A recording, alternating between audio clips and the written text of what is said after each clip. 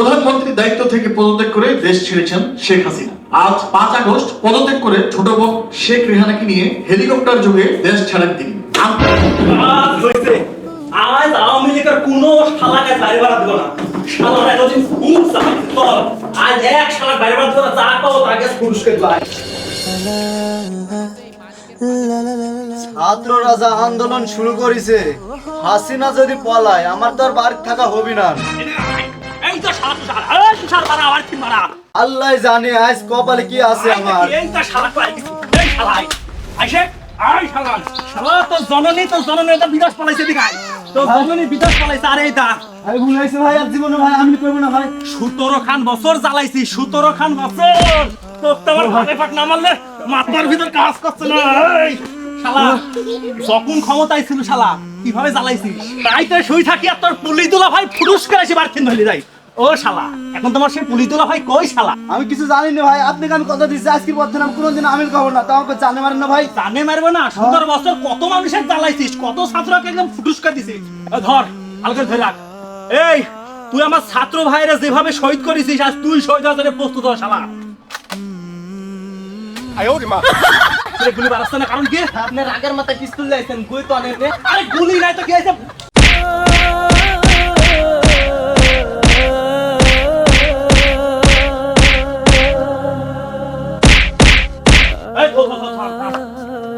বেশি মাইনি মরি গেল আমার জেল খাট লাগবে নাই। শালার বাড়ি লুটপাট করবে না, বোরকি নিশ্চয় ওই শালার বোরকি নিশ্চয় ভাই। ধর দেখি তুই এডিলার ওই দিখান আমি নিচ্ছি। শুনে আওয়ামী লীগের এক জুনা গাছ বাড়ির বাইরে বাড়া দেবো না, বাড়ির থেকে ধরি লেসে মারবো। 17 খান বছর জ্বালাইছে, রাস্তাঘাট অফিস আদালত যেখান যাক পাবো সেখান তাকে ওই আরেক শালা সাইকেল লাগছে চলে আয়। এই, তোর জননী বাংলাদেশ থেকে ইন্ডিয়ায় চলে গেছে হেলিকপ্টারে, আর তুই সাইকেল নিয়ে আমার বুকের মধ্যে ঘুরে বেড়াচ্ছিস। আমার বুকে কষ্ট হচ্ছে।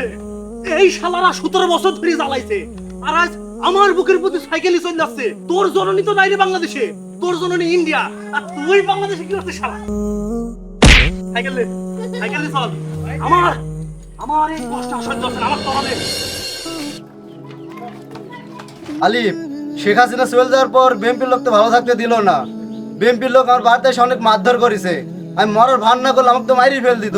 আমিও তো শূন্য, বিএমপির লোকেরা যেখানে পাচ্ছে সেখানেই মারছে, আর ঘর বাড়ি ভেঙে ফেলাচ্ছে, আর জিনিসপত্র লুটপাট করলে চলে যাচ্ছে। এর একটা সমাধান করা লাগবে, কি করা যায়? চল আমরা হুজুরের কাছে যাই, তাহলে একটা সমাধান পাবো। হ্যাঁ চল। হুজুর দাঁড়ান, আপনার সাথে কথা আছে। কি কথা আছে বলো?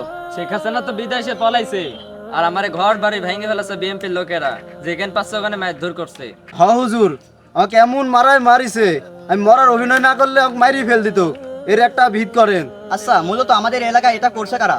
ওই যে মধ্যপাড়া সবুজ আছে না, আর সম্রাট মিলে এই কাজ করছে। আচ্ছা, আমি বিষয়টা তাহলে দেখছি। আসলে এই সবুজ তো ছেলেটা অনেক ভালো, আমি যদি তাকে বুঝিয়ে বলি সে নিশ্চয়ই বুঝতে পারবে। আচ্ছা ঠিক আছে হুজুর, আপনি যান। ঠিক আছে, যাও। শুনে দিনের বেলা মোটামুটি যা হইলো, রাইতের বেলা এলাকার একটা আওয়ামী লীগের বাড়ি কিন্তু আমি মানে ভালো থবো না, একদম আগুন ধরে সাফ করে ফেলে দেবো আমি। আসসালামু আলাইকুম হুজুর। ওয়ালাইকুম আসসালাম। কিছু বলবেন হুজুর? হ্যাঁ, বলার তো অনেক কিছু আছে গো। বলেন। তুমি নাকি মানুষ মারি বেড়াচ্ছ? হুজুর আমি কোনো মানুষ মারছি না, আমি আওয়ামী লীগ নামের অমানুষদের মারি বেড়াচ্ছি, যারা 17 বছর ধরে অত্যাচার করেছে হুজুর। আচ্ছা, ওরা কি তোমাকে মারছে? তোমার বাড়ি ঘর পুরাইছে? না হুজুর, আমার বাড়ি ঘর পড়ে না, আমার বাড়ি ঘর পড়ানোর ক্ষমতা ওরিরে আছে নাকি আর আমার গায়ে হাত দিতে পারে? আসলে তুমি যাদের মারছো ওরা তো তোমাদের প্রতিবেশী, তোমরা ভাইয়ে ভাইয়ে মারামারি করে মরছো, কিন্তু ওদিকে ওরা ঠিকই থাকবে। তোমার বিপদে ওই আসছে, ওরই বিপদে তুমি যাচ্ছ। আসলে রাজনীতি বিষয়টা এরকমই, রাজনীতি থাকবে, কিন্তু তোমরা মধ্যখানে মারামারি করে মরবে। হুজুর আপনি তো ঠিক কথা বলেছেন।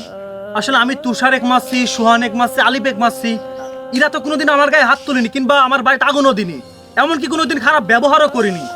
আর আজকে এই সামান্য একটু পরিবর্তন হতে না হতে আমি এত কিছু করে ফেল দিচ্ছি।